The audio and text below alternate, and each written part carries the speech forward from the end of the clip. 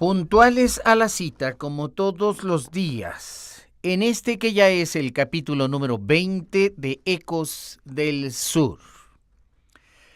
Legítimamente, México estaba en una situación de crisis y controversia, invadido por los extranjeros en Veracruz, ya que las fuerzas norteamericanas de ocupación permanecían en el Puerto Jarocho, con el ejército constitucionalista en el norte triunfante, al frente de Obregón, Carranza y Villa, con escisiones y divisiones, ya que Villa no estaba dispuesto a aceptar la autoridad del primer jefe de la revolución y aprovecharía cualquier momento para separarse de él y crear su propia facción. Mientras que esto ocurría en el norte, iban cayendo las ciudades de Torreón, Zacatecas y muchas otras en manos de los constitucionalistas. En el sur, Zapata hacía intentos desesperados por dominar las regiones de Tlaxcala, Puebla y sobre todo Morelos y Guerrero. Los triunfos de Zapata eran incuestionables. Ahora, el ejército revolucionario del sur tenía el control de Chilpancingo y todo el estado de Morelos con excepción de Cuernavaca, y también el control de la ruta hasta Acapulco. Por lo tanto, el gobierno de Victoriano Huerta ya no tenía nada que hacer. Así que Huerta decidió abandonar la presidencia de la República y dejar en manos de Francisco S. Carvajal el destino de México. El 15 de julio de 1914, Carvajal se convirtió en presidente de México. Simultáneamente, Victoriano Huerta abordaba en la estación de ferrocarriles el tren que lo llevaría hasta la costa del Golfo. Como no podía ir a Veracruz, decidió embarcarse en el puerto de Coatzacoalcos para irse de México. Francisco S. Carvajal, presa del pánico, sabía que no tardaría su gobierno en caer, de manera que no esperó y decidió pactar, primero con Zapata y luego con Carranza. Se dirigió a Carranza en tono amable, diciéndole que podrían llegar a un acuerdo, que la Ciudad de México, inclusive, podría ser entregada si se firmaba un convenio de paz o un convenio de acuerdo. Ponía condiciones a Carranza para su rendición. Sin embargo, hay que recordar que don Venustiano Carranza tenía perfil de estadista y de lobo. Era un hombre fuerte, firme, tenaz. Él solamente aceptaría una rendición incondicional, ningún otro tipo de acuerdo o de tratado. Carranza decía constantemente, cuando don Francisco Madero pretendió pactar con ellos, en ese momento lo traicionaron. A mí no me ocurrirá lo mismo. Que se vayan los porfiristas del gobierno y que lleguen los revolucionarios. No aceptaré ningún acuerdo, ninguna condición. Únicamente la rendición incondicional de la Ciudad de México. No pactaré con ninguno de los que estuvieron ocupando los escaños del antiguo régimen. Se me entregará al Ejército Federal desmembrado, desintegrado y licenciado.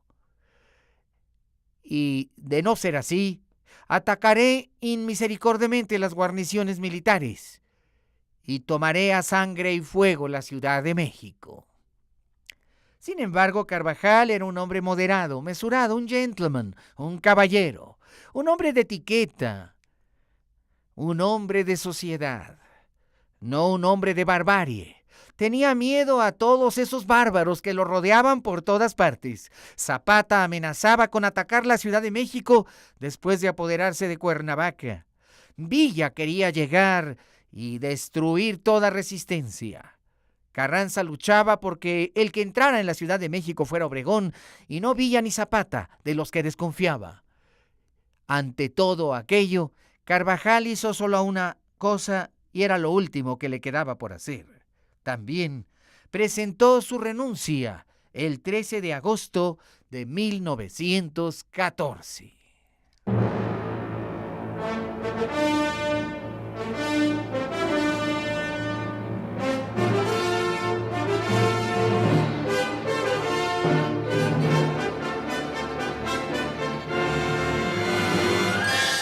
Esto es Encuentros con la Historia. Hoy presentamos el capítulo 20 de la serie Ecos del Sur. La vida del general Emiliano Zapata Salazar, al que todos llamaron el caudillo del pueblo.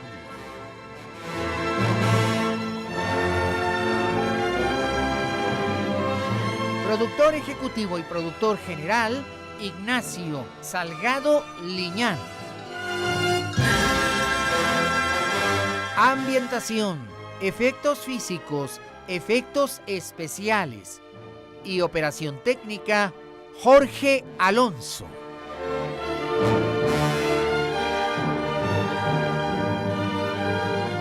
También en la operación técnica, César Arturo Becerril.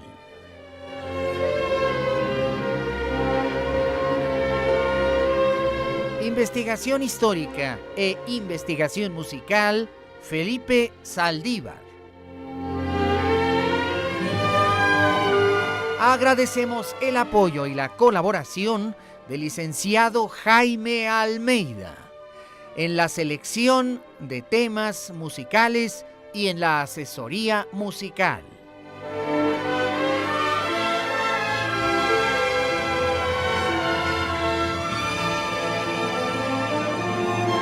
Esta es una presentación especial de Radio Centro 1030, calidad en tu vida.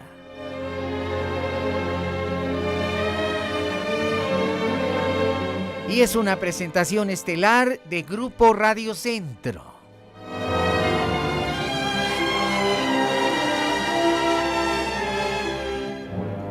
El conocimiento de la historia nos transforma en mejores personas. Y el conocimiento de la historia mexicana nos convierte en mejores mexicanos. Mexicano, haz un esfuerzo por conocer mejor tu historia.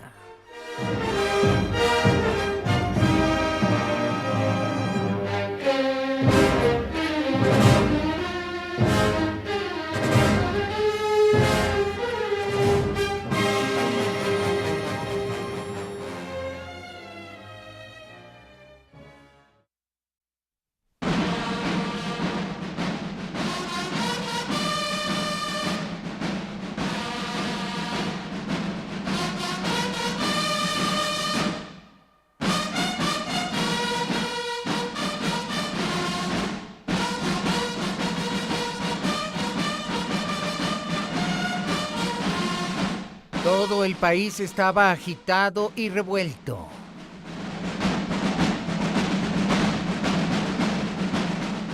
El presidente don Francisco S. Carvajal se había retirado de su cargo, renunciando y disolviendo el Congreso.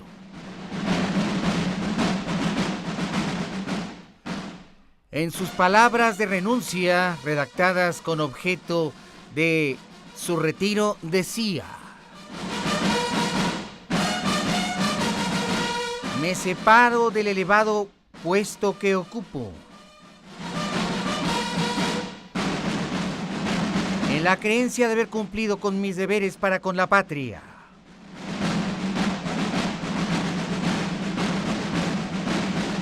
Confiando la vida y los intereses de los habitantes de la Ciudad de México al gobernador del Distrito Federal.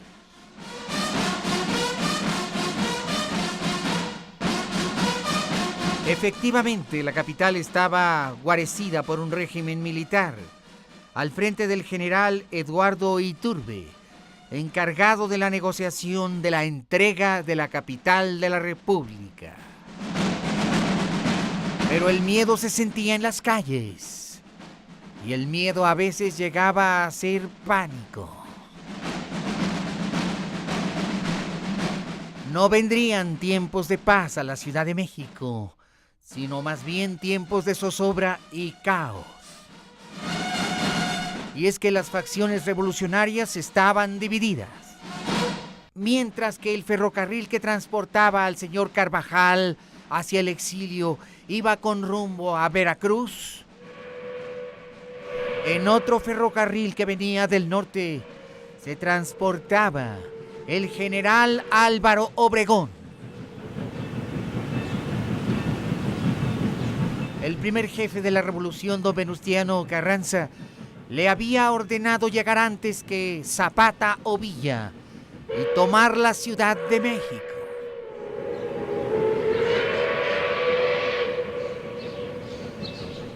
En la cabeza del general Álvaro Obregón resonaban las últimas palabras de Venustiano Carranza. Esto no se ha acabado, mi general. La revolución apenas comienza. Somos el único orden posible para este país. Si dejáramos el gobierno en manos de zapatistas o de carrancistas, sería la destrucción de México. No tienen alturas ni tamaños de estadista. Jamás serán reconocidos por los gobiernos extranjeros. No tienen capacidad ni don de mando. No tienen cuadros. Me he enterado que son unos anarquistas, que lo único que quieren es repartirse la tierra entre los campesinos y asolar y saquear haciendas. Desconfíe usted de Zapata y también de Villa, porque estoy seguro de que muy pronto habremos de enfrentarlos en el campo de batalla. Son unos pueblerinos y arrabaleros. Quieren convertir la revolución en un lío de chusmas, hambrientas y desarrapadas, descobijadas, desprovistas de toda ética y de todo honor, arrasadoras de pueblos y ensangrentadoras de tierras. Llegue usted primero y tome la capital. Yo le seguiré enseguida. Tenemos que tener pies de plomo. Desconfíe de todo y adelántese.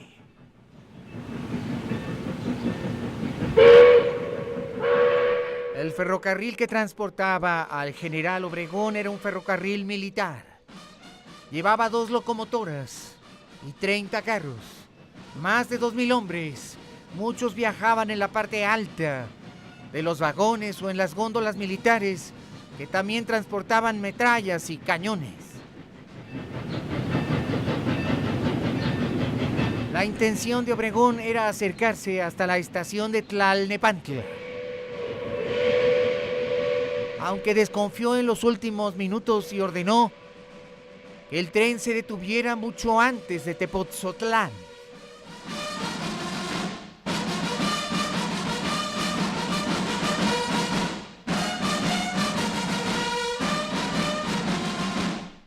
El general Eduardo Iturbe tenía órdenes de esperar al general Obregón en Teoloyucan y firmar ahí un acuerdo conocido hoy como los Tratados de Teoloyucan.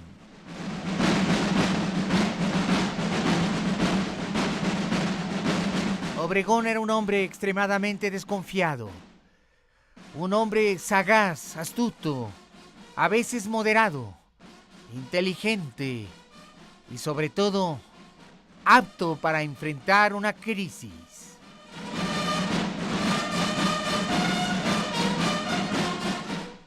El general Eduardo Iturbe se presentó a Teoloyucan según lo acordado, con una pequeña escolta militar. Álvaro Obregón hizo lo mismo. Los acuerdos se firmaron, sin que Obregón se dignara siquiera a ver a los ojos al general Iturbe. Era una rendición incondicional. El ejército federal tendría que ser disuelto al 100%.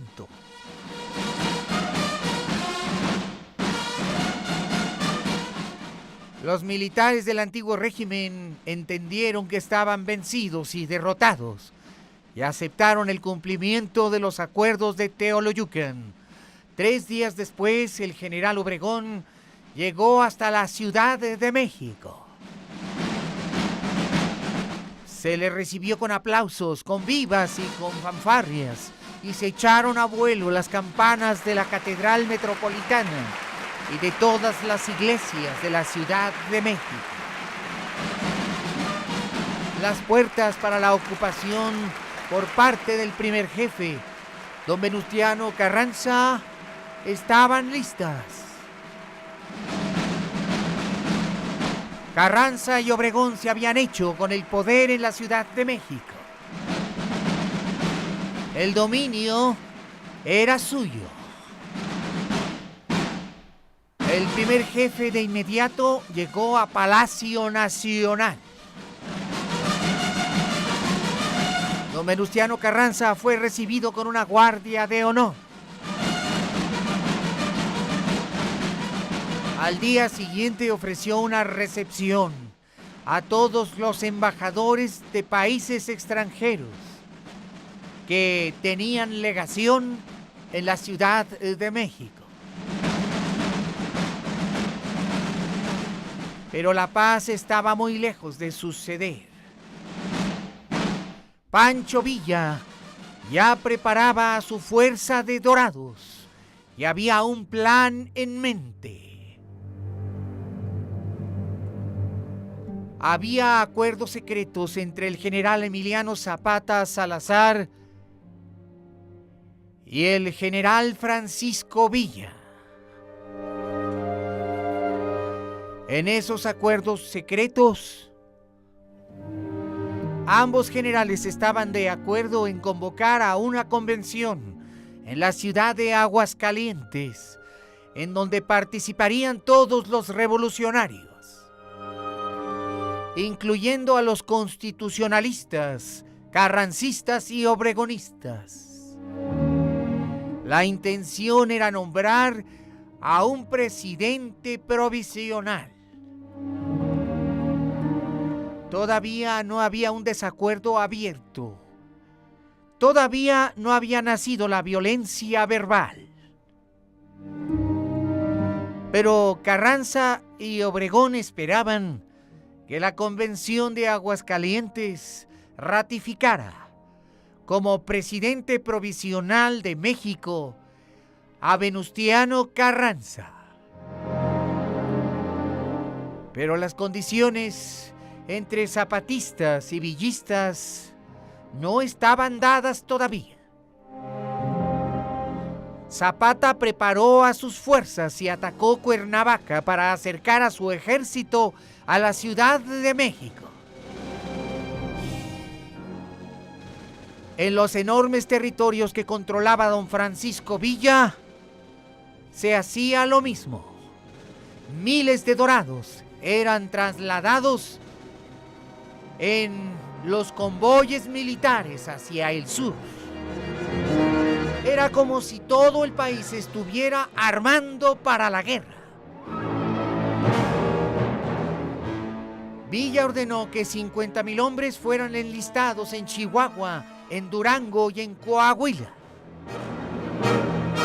para robustecer a la División del Norte, los famosos dorados de Villa.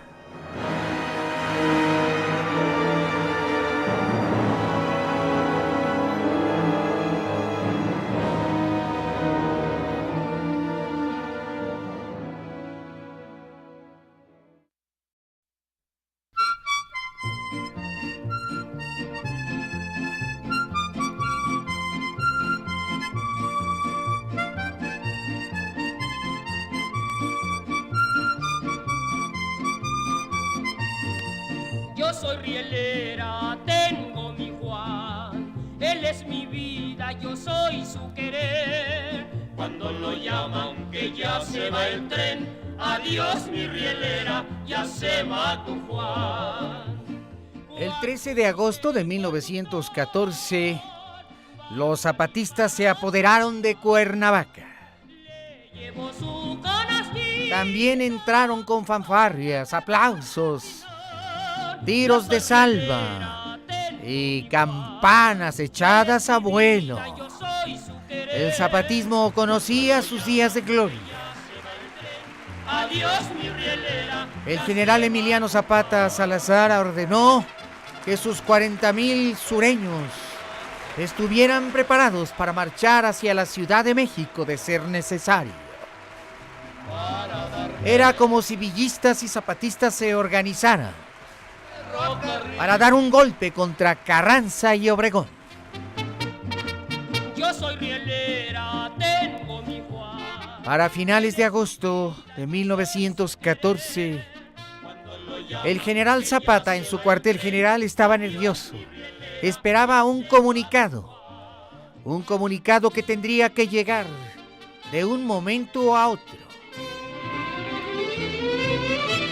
Solo eso esperaba para tomar la última decisión. Finalmente, un destacamento militar de villistas llegó hasta el campamento de Zapata. Eufemio Zapata le avisó a su hermano que había llegado ya la delegación de villistas. Venían al mando del coronel Felipe Trueba, un militar chihuahuense alto, rubio, de ojos claros y 1,90 de estatura, que traía con él por lo menos a una centena de dorados. Adiós, muchachas de Lerdo.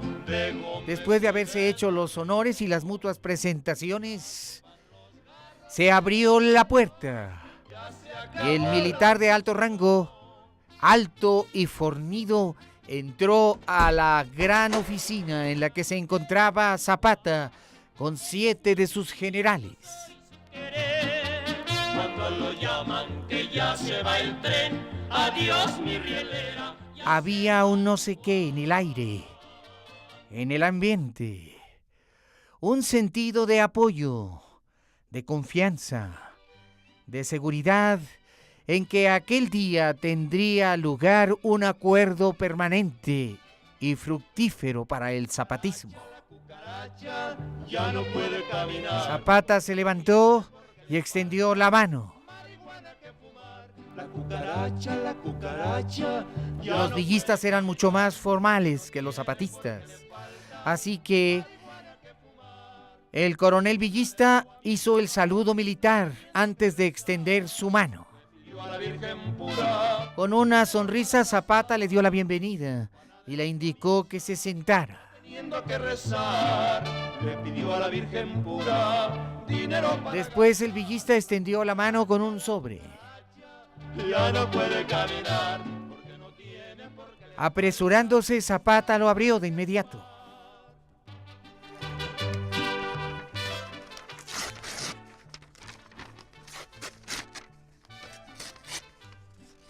Después leyó su contenido. Y una enorme sonrisa se vio en el rostro de Emiliano Zapata.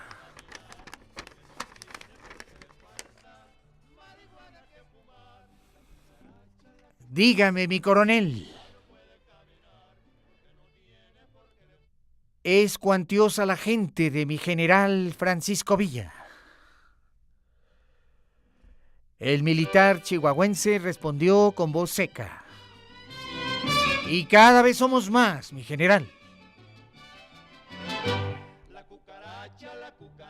Entiendo que mi general Villa no me diga con precisión cuáles son sus estrategias militares, por temor a que esta información cayera en las manos de los que ahora serán nuestros enemigos. Pero de acuerdo a las líneas que he recibido de mi general Villa, pronto podremos estrecharnos las manos y conocernos y estar frente a frente. Voy a redactar una carta, mi coronel. Pero diga usted verbalmente a mi general Francisco Villa que en todo estamos de acuerdo. En todo, pero especialmente en aquello del reparto agrario. Este movimiento revolucionario no tendría ningún sentido si no se devolviera con justicia a sus legítimos propietarios, los pueblos, la tierra que les fue arrebatada arbitraria e injustamente. Mi general Villa me dice en este documento que reconoce la validez del plan de Ayala. Y eso es para mí suficiente, mi coronel. Asegure usted a mi general Francisco Villa que estaré en Xochimilco esperándolo. Juntos arrojaremos de la presidencia o de todo intento de llegar a ella, a Obregón, a Venustiano Carranza y a todos esos catrines, hacendados e hijos de hacendados. No nos volverán a ver la cara.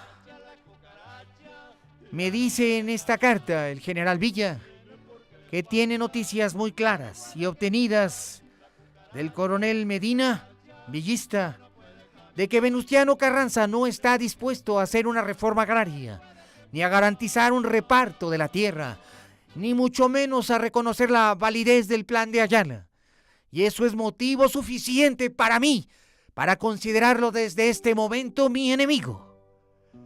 Y a ustedes los villistas, como el aliado fuerte y leal del zapatismo, del Ejército Revolucionario del Sur y de los ideales de toda esta gente que me sigue.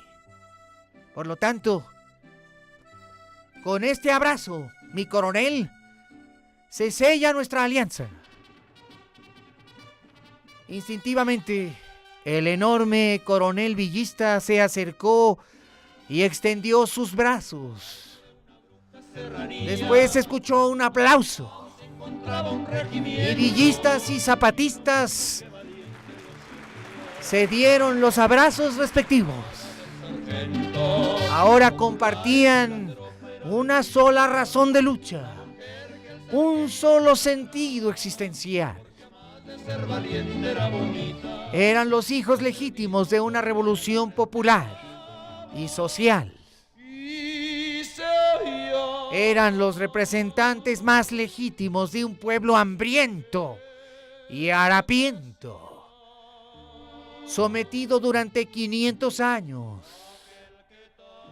con una desigualdad evidente y una sed de justicia social. A partir de ese momento, villistas y zapatistas estarían siempre juntos y unidos.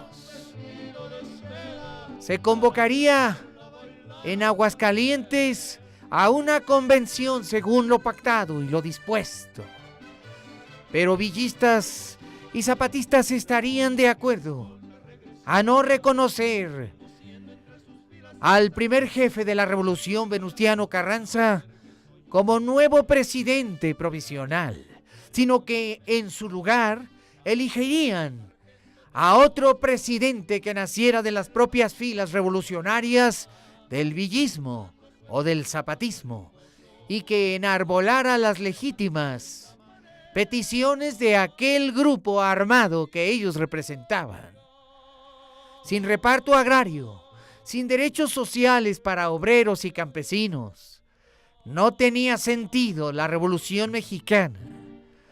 Para los zapatistas, la única causa santa era la de la tierra, la devolución legítima de la tierra a lo que ellos consideraban eran sus únicos y verdaderos dueños.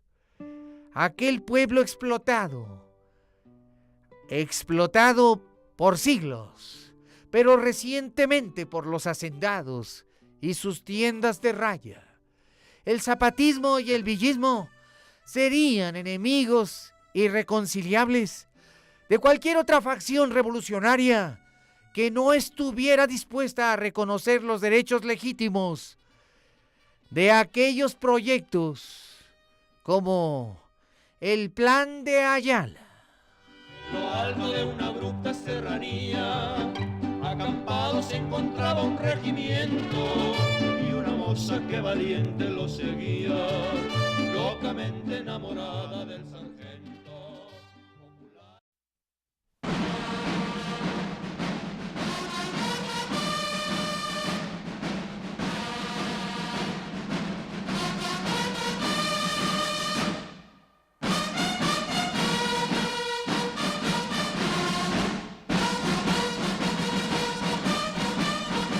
La Convención Revolucionaria se reunió en Aguascalientes.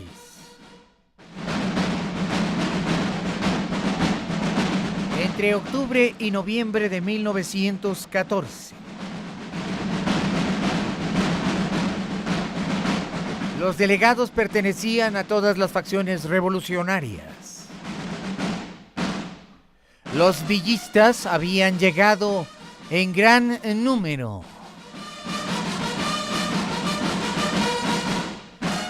Un enorme contingente de zapatistas encabezado por Soto y Gama estaba también representado en Aguascalientes.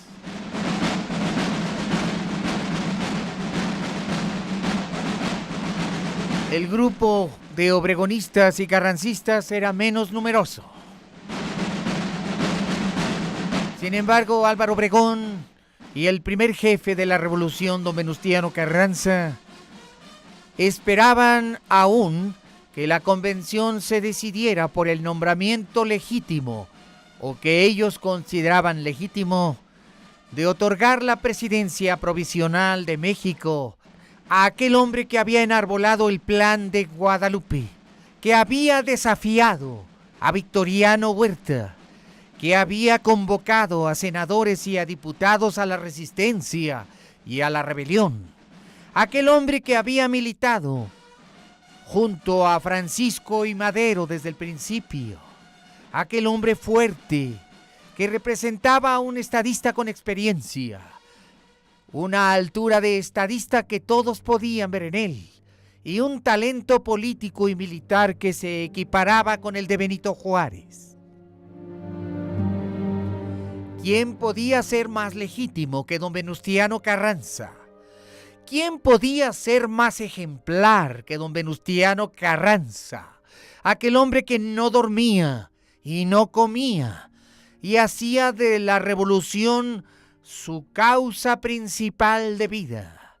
Aquel hombre que con su barba blanca era austero. Aquel hombre que tenía experiencia política de alcalde, senador y diputado, de gobernador inclusive.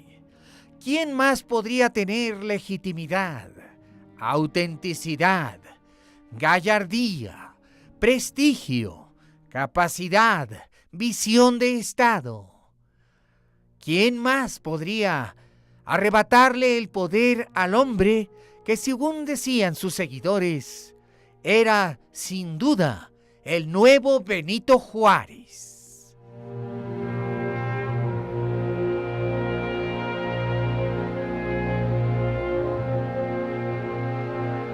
Y con una gran seguridad, don Venustiano Carranza asumía su papel de jefe de Estado. Prácticamente tenía el control económico y político de México. Era visto en las calles de la ciudad y todos decían: se ve una persona decente. Los habitantes de la Ciudad de México ya se habían acostumbrado a ver su rostro en los periódicos de la localidad.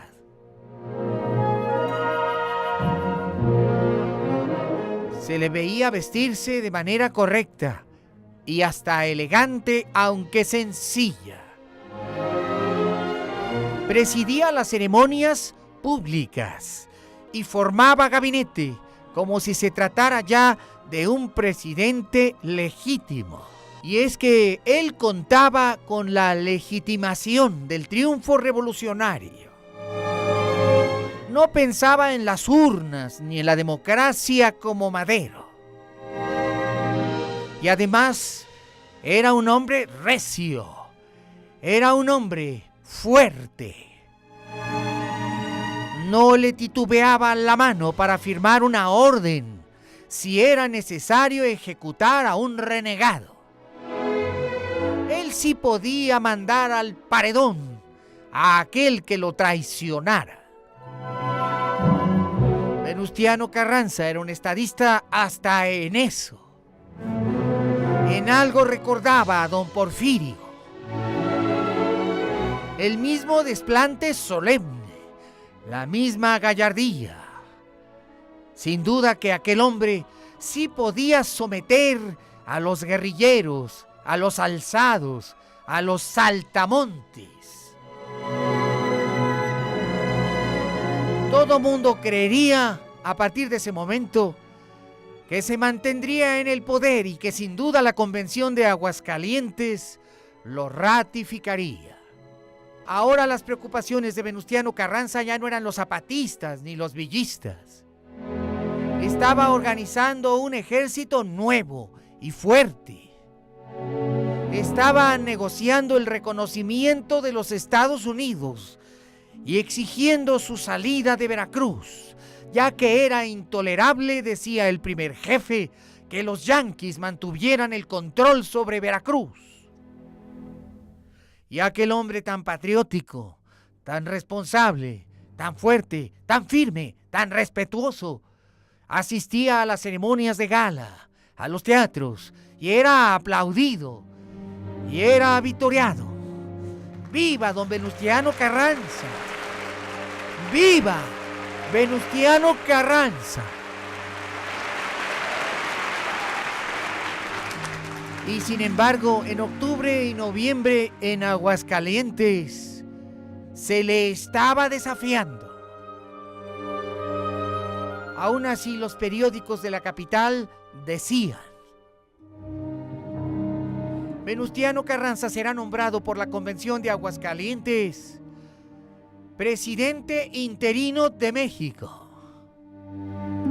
Y después don Venustiano organizará elecciones libres para convertirse en presidente constitucional.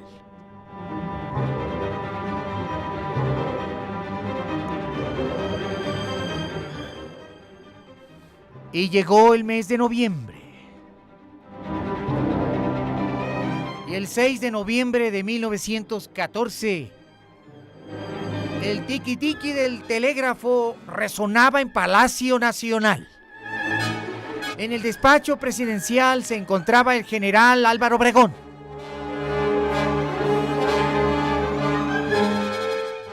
Con el primer jefe, don Venustiano Carranza.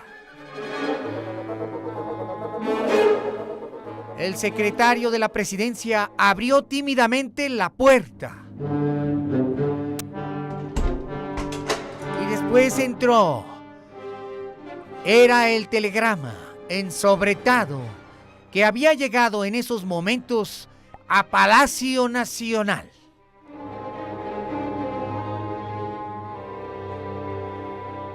Venustiano Carranza tomó el sobre y rápidamente lo rasgó.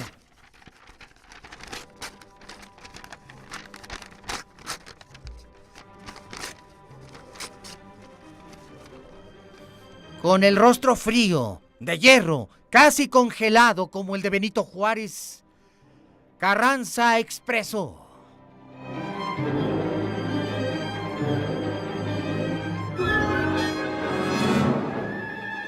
la Convención Revolucionaria de Aguascalientes dio nombramiento de presidente provisional de México a Eulalio Gutiérrez.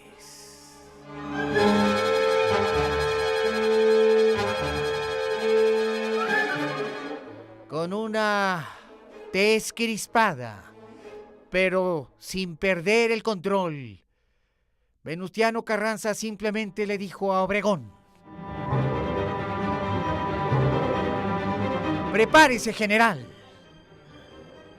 Nos espera una guerra.